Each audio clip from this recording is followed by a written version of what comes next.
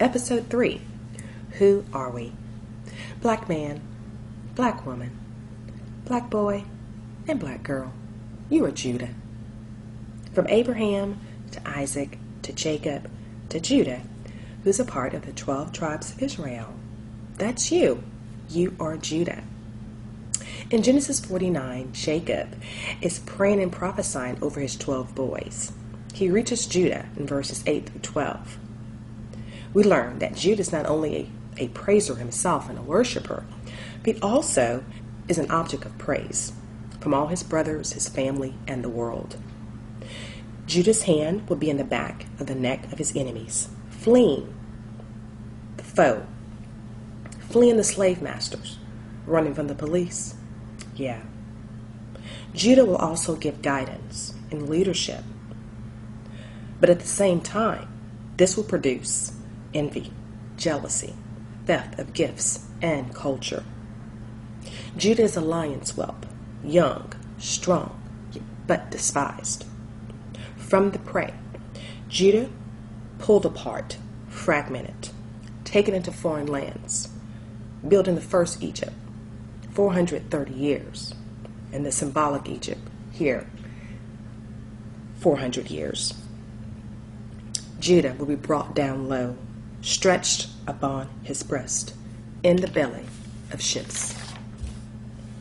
And through this grave despair, Jacob says, my sons and my daughters, my lions and my lionesses, you're still strong.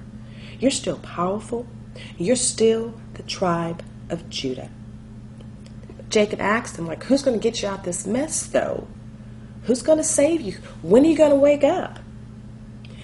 No matter how deep the mess, no matter how far Judah comes away from God's word and his plans, Jacob tells Judah, the scepter, meaning the tribe of Judah, the 12 tribes of Israel, will remain who they are, and God would not forget them. The laws and the commandments shall be with them wherever they go on their journey. The first Egypt, the symbolic Egypt, the laws will never leave their feet, never leave their journey until Shiloh comes.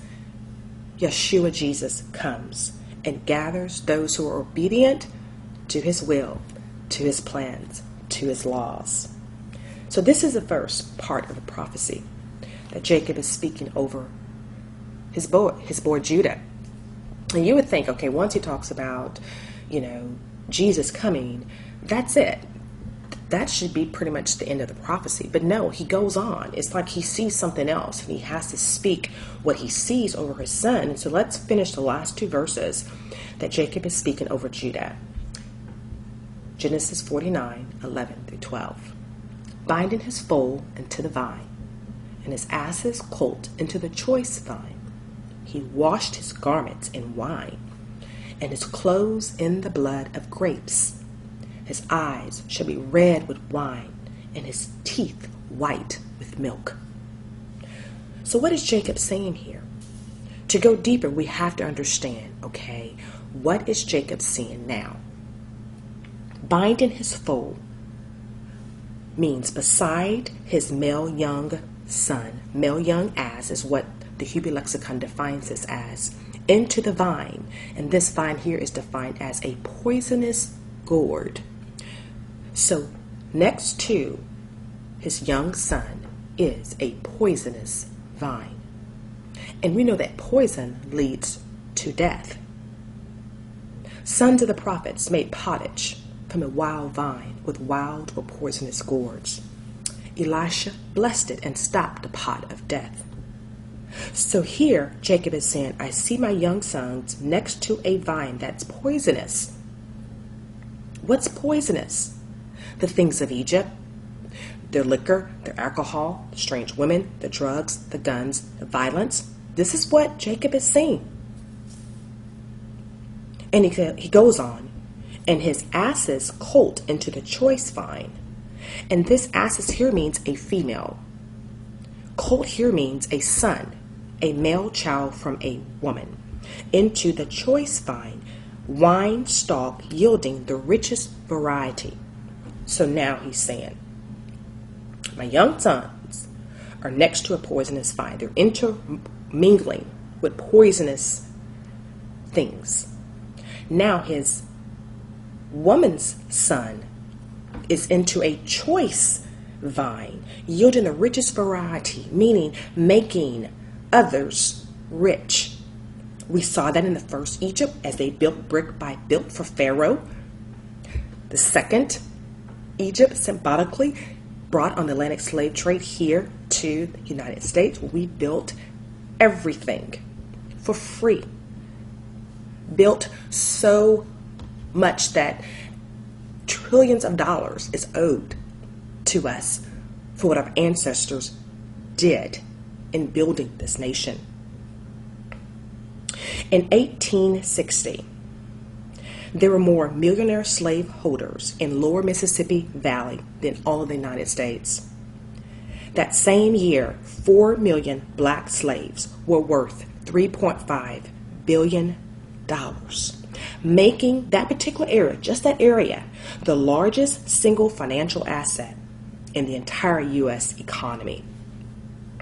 The woman's son, yielding the richest variety, making others rich. Not only that, but there was slave breeding taking place. And what they would do is they would find the fertile black woman and mate her with as many men as they could, just to produce more slaves, to fill labor shortages. So if they had a need and needed more laborers, come on, get the woman out there, let her start mating with more of the black male slaves, to produce more slaves. Isn't that crazy? But it's the truth. This is the history. This is what we're learning. This is what they did to us, Judah. It is estimated that $1.4 trillion to $8.4 trillion is owed to our ancestors and what they did in building this nation, binding his foal, his young son, into the poisonous vine, the liquor, the alcohol, the strange women, the drugs, the guns, the violence, and the woman's son, that black woman's son, being used to make everybody rich but themselves. We can also see this in our sports teams, in our films and television, in our music industry. Yes, our artists have been blessed to make a lot of money from their gifts, but they're not making the most money. The producers, the owners of the sports team, the NFL owners are making the most money. The television producers and those that are owning the studios, those are making the most money. The music industry, the actual record producers, the ones that owns the actual studios and things, those are the ones that are making the most money. That's why, Prince, who is a prolific musician, had to write slave on his forehead. As talented as Prince was, he had to write slave on his forehead because he did not have control of his gift. He was being used, manipulated. They were making so much money off of his gift. He was like, wait a minute, this is insane. I got to get out of here. I cannot live and work like this. Michael Jackson, when he died, his will was changed. And basically, his children could not get any of his wealth until $400 million was paid out to attorneys and everybody else, binding his foal into the vine and his asses colt into the choice vine. Our young men intertwined with the poisonous gourd, and the black woman's son, yielding the yieldless variety, making others rich. Jacob goes deeper. He says he washed his garments in wine. Washed here means walked on or stepped on, beat with feet. Garments here means woman's clothing. Strong Concordance says wife. Wine, intoxication. Physical and mental control is diminished. So now Jacob is saying, I seeing our young men walking on, stepping on, our women with intoxication. Jacob is seeing all of this.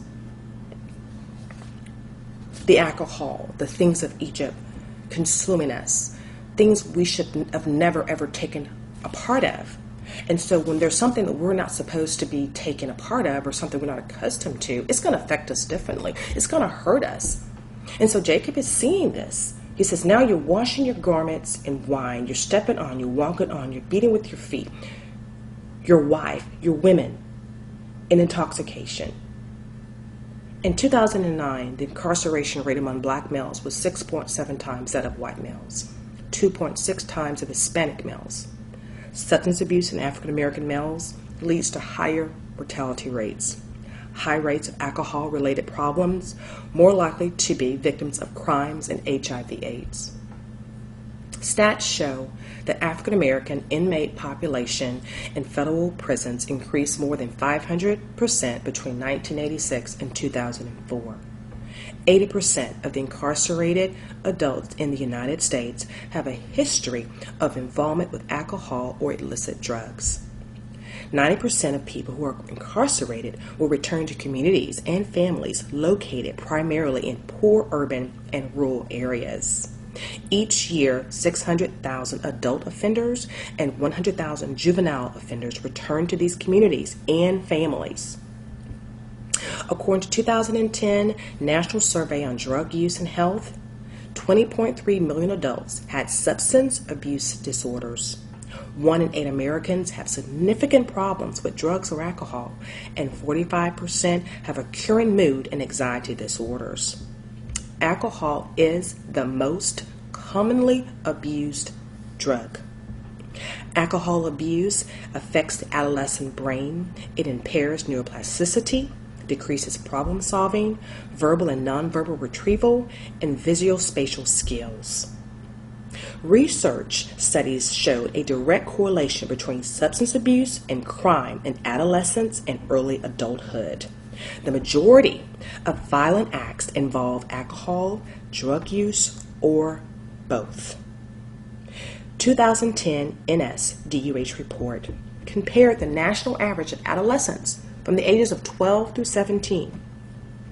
Black adolescents had lower rates of cigarette use of 5.8 versus the 10.2% national average, and alcohol use of 10.5 versus the 16.0 national average. My concern is, why are we even in this stat? We should not be partaking into the things of what Egypt is actually doing. This is what Jacob saw. Factors such as low self-esteem, low family pride, deviant peer associations, family history of alcohol and drugs abuse increases the chances of substance abuse in African Americans. In the U.S., 1/4 to 1/3 of black men will be incarcerated at some time in their life. I say the devil is a lie. The U.S. Census Bureau reports that as of July 1, 2016, around 13% of the American population was black or African American. And even though African Americans make up an ethnic minority in the United States, the black community struggles with substance abuse and problems related to alcohol and drugs in high rates. The National Survey on Drug Use and Health publishes that approximately 43.5% of African American adults ages 12 and older currently drink alcohol at the time of the 2013 survey, and 7.4% struggle with alcohol addiction. My concern, why are our babies, why are our young men, why are our young boys, our young kids even participating or drinking at such an early age? I'm telling you, Jacob saw this.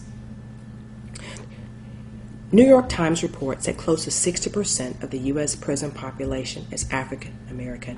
This alone should make you weep and you cry. Because the prison population, or the prisons, is a second form of slavery. From what they abolished, the slavery here, this is the new slavery, keeping our black and brown in chains, in bondage.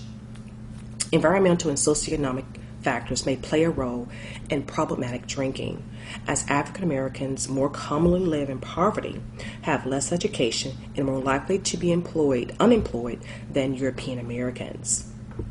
Young African American men who are economically disadvantaged have the most problems with alcohol and problematic drinking within this demographic. African American neighborhoods may have a higher sense or density of establishments selling alcohol within their borders, thereby increasing access to it. Oh, we know it's a fact. We can go into any urban area and neighborhood that we can see liquor stores pretty much on every corner. Access to alcohol is everywhere. Just pay attention. It's strategic. It is also possible that African Americans may potentially experience heightened effects of alcohol when drinking less.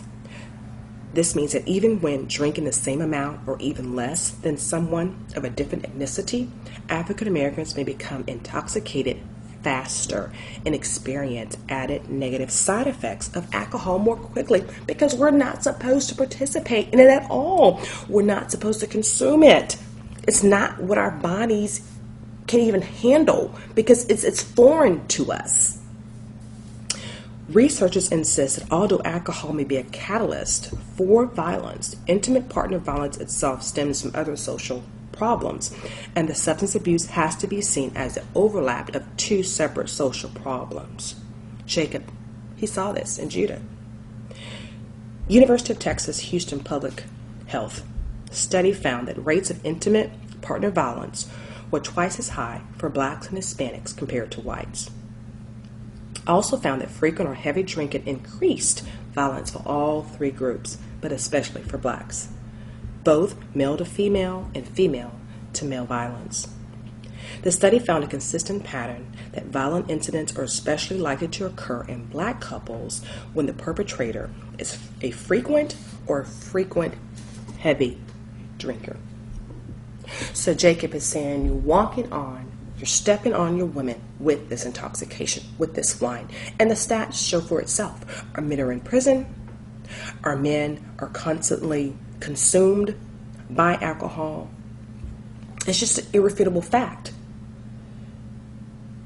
Liquor stores on every corner, again, to take us away from our focus, our God, who we're supposed to be, who we are, taking away our strength, taking away our stamina. They even marketed this alcohol and liquor to our black men. Malt liquor like Colt 45. They first started off with a 7-ounce malt liquor. Then they went to 8 ounces. Then went to 16 ounces. Then they went to 24. Then they went to 40 ounces. And the total intent was for the black man to consume that entire 40 ounce in one setting. That's what their objective was. They started from 7 ounces to 8 to 16 to 24 to 40 ounces, all to be consumed at one time, taking us away from our righteousness. So our women are being stepped on with intoxication. It's noted that 72% of African American births are born out of wedlock, meaning our women are uncovered. Men, where are you? Black men, what are you doing? Woe to them that rise up early in the morning for strong drink and continue into night until wine inflames them. The harp, the tambourine, the flute, and the wine, and in their feasts. But they regard not the work of Yah, neither consider the works of his hands. Woe unto them that are mighty to drink wine and men of strength to mix strong drink, which justify wicked for reward and take away the righteousness of the righteous from him, or take away the rights of the innocent and righteous from him. All of these things are just sidetracks. They're just things to take us away from who we are and what we're supposed to be doing. Our black men should be covering that black woman and covering the children of that home, protecting them, praying over them. But they can't because they're so consumed with the things of Egypt, the symbolic Egypt. Again, the liquor, the alcohol, Jacob saw this. He says, I see our young sons next to a poisonous vine, a poisonous gourd that's going to lead to death. Death. And I see his ass's colt, the woman's son, next to a choice vine, yielding the richest variety, meaning making others rich. And then now he says, I see that you're walking on, you're stepping on your women with intoxication. And we know what the scripture says, what wine does. And he goes on, he says, and his clothes in the blood of grapes. And the blood of grapes here is talking about the blessing of Jacob. And so he said, not only are you walking on your women with intoxication, but you're walking on the blessing that your father is going to give to you. The blessing of Jacob that he's blessing upon you. You're walking upon that. Judah, you're taking your covering. And you're walking on, you're stepping on the blessing of your father, causing death, causing bloodshed, drops of blood to pour out from his people due to not covering your wife, not covering your family, but you're covering it. You're covering yourself, you're covering your family with the things of Egypt, the intoxication of Egypt, not abiding by the laws of God. The alcohol, the drugs, the strange women, the idols, the sins, the ways of Egypt. That's what put the Israelites in slavery and bondage for 430 years with Moses. And now we're in the new symbolic Egypt. It's 400 years and we're doing the exact same thing. If you look at our people, look at our families, we're broken. 70% of black babies are coming out without a mother and a father. Like, what are we thinking?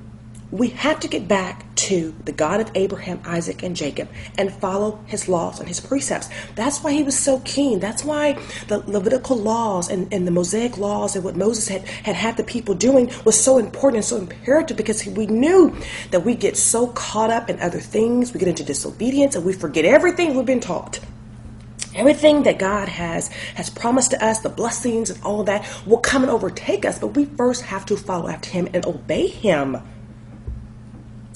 My people are gone into captivity to their enemies because they have no knowledge, or without knowing it, they have no knowledge of their God. That's why we get into this mess, because we completely forget who we are. We completely forget who our God is. And he is looking for his children to do what he's told them to do.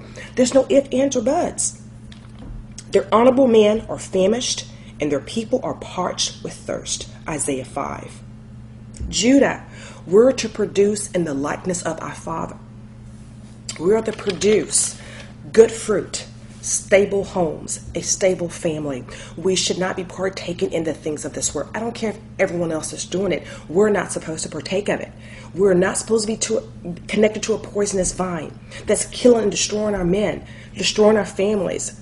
We should not be, using our talents and our giftings to make others rich and not pouring it back into our communities and making our entire nation, the entire Israelite nation, rich and powerful. Verse 12, his eyes shall be red with wine, and his teeth white from milk. Eyes here is his landscape.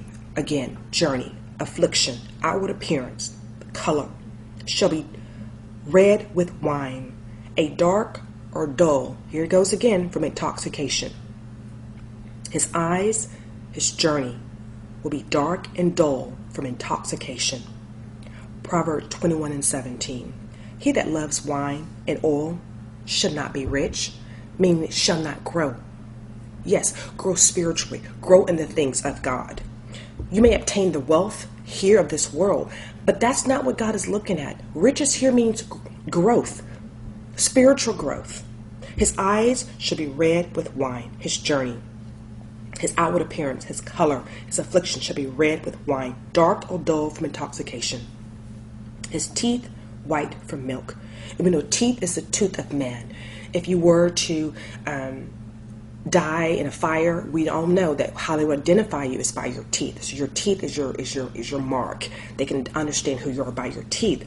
But also here in teeth also means ivory, and ivory commerce, because as slaves, whoever needed teeth, they literally would go in and take the teeth out of the slaves and give it to the slave master if he needed teeth. Ask George Washington. That's what he did. He needed some dentures. And so in order for him to get some dentures for him to eat, he took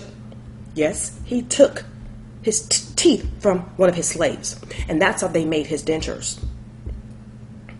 So ivory, teeth, ivory, Ivory Coast, Ghana. That's where we were sold. Also, when they sold us as slaves in the Ivory Coast of Ghana, they also sold the elephant's teeth, which was ivory as well. Jacob is seeing all of this. There's no doubt who we are. If we search the scriptures, we will find who we are. And that's the key thing. They don't want us to know this because they don't want us to get here and spend time researching and studying the scriptures. They don't want us to do that. White from milk. And we know here in wonderful, symbolic Egypt, cow's milk gets your teeth really white. And everyone says, telling the children, drink your milk, drink your milk. But guess what, Israelites, we did not drink cow's milk. We drank primarily goat's milk and then some sheep milk. But we did not drink no cow's milk. White from milk. White of teeth from milk. Here in this symbolic Egypt, our teeth are white because we're drinking the cow's milk to make your teeth white. But also, too, the Hebrew lexicon defines white from milk here as also from making clay. So we know we built the first Egypt and then we built the United States. It says white from making clay. Jacob saw all of this. Hebrews 5:13. Everyone that feeds on milk is unskilled and unlearned in the laws of righteousness. He is a babe. So God doesn't want us feeding on no milk.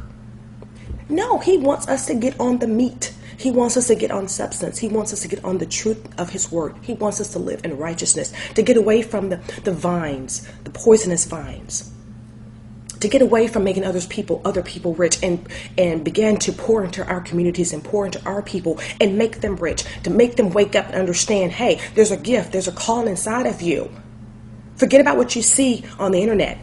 It's all smoke and mirrors. What's truth is what you can make out of your life right now. And God, the Most High, the God of Abraham, Isaac, and Jacob, wants to make something great out of all of our lives. We are special. We are important. And it's time you understand who you are.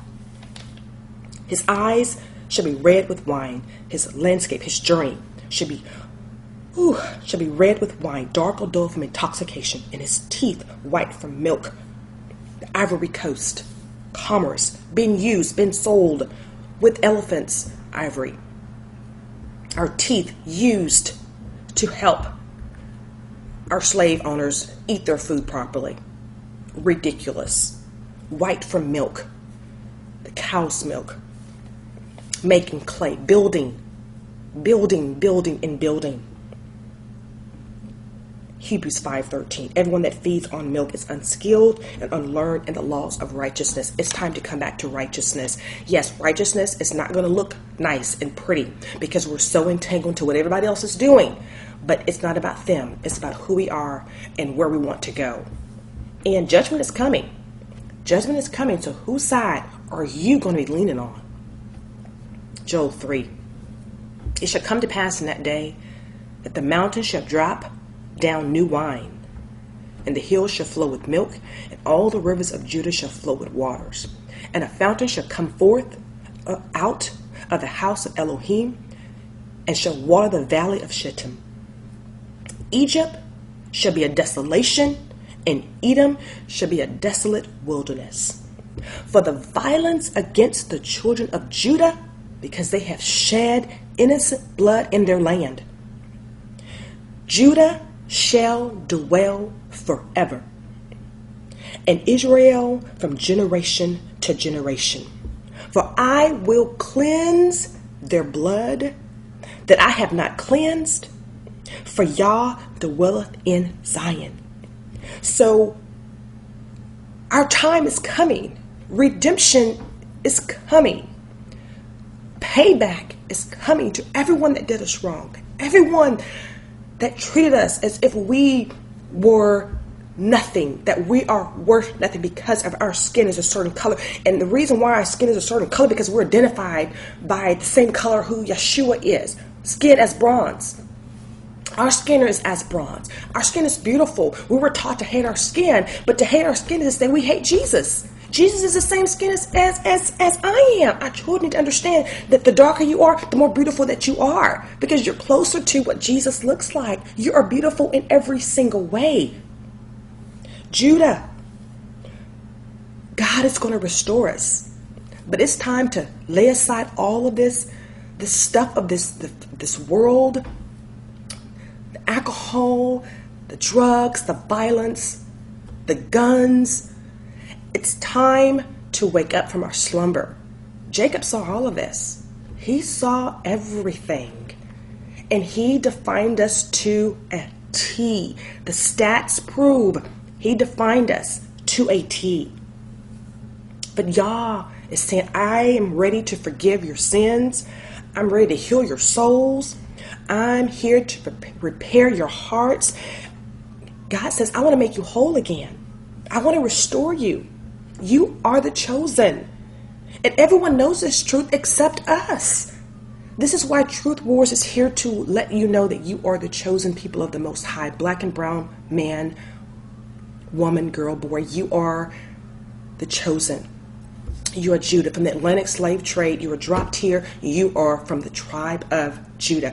Go look at old maps. Keep finding until you find those old maps, and you will see Judah. When Judah was in the western part of Africa, Judah was sold, not Ham. Ham is the African descent, and we will discuss that in other episodes. Ham sold Judah to Japhet. It's very important to understand that. But God is going to vindicate us. He is going to vindicate us. As we seek truth, please seek truth with us. If you have questions or comments, or if you disagree with us, please. We're here to learn as well. Email us at info@truthwars.com. We don't claim to know everything, but we seek the God who knows everything. Let truth roar. Let truth reign. Let truth speak. And let truth set you free. Truth roars. Truth reigns. Truth speaks. Truth sets me free.